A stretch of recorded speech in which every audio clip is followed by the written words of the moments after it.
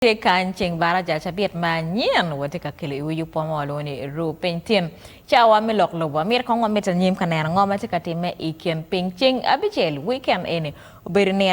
me kwer ne nywal pa min or pradit lo mabena en ben minister me education and sport mego Janet Kataha Museveni muker mwara piera we a beach inen ichi abichel ne we piera we angwen but the kunyo ne bere gena dit pa anena we pona cha first son mohozo kwero mege pidwe cha ka wechele lo mege Janet Kataha Museveni kwero mege ching abichel mala dit lo wecho waraga ma be tutwal kimien automatica bar ne o kanya tutwal karma anatika lwen in the bush for 12 years ma tika gwakalo teno kana atamane jemu kena tie mapira mwachne yet ngat me maro sometimes mono obedo kala chen ento good memories irama choyne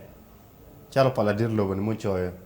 wajni ikarma kuman itimu gena kuman ikarma kuman itimu gena kuman. That is the connection,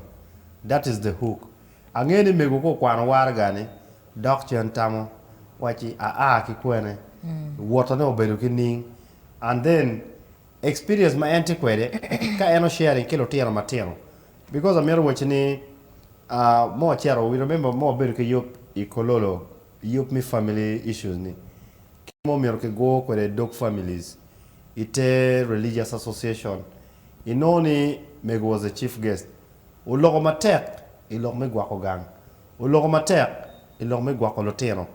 ento ka eno bedo do ate way mwaka enyo way matika celebrating birthday ne piketi tamni it is about only her birthday but also her standing as a mother michung ne gwako ganye. I think this is an identifier. Ana me watching happy birthday. Adeda ini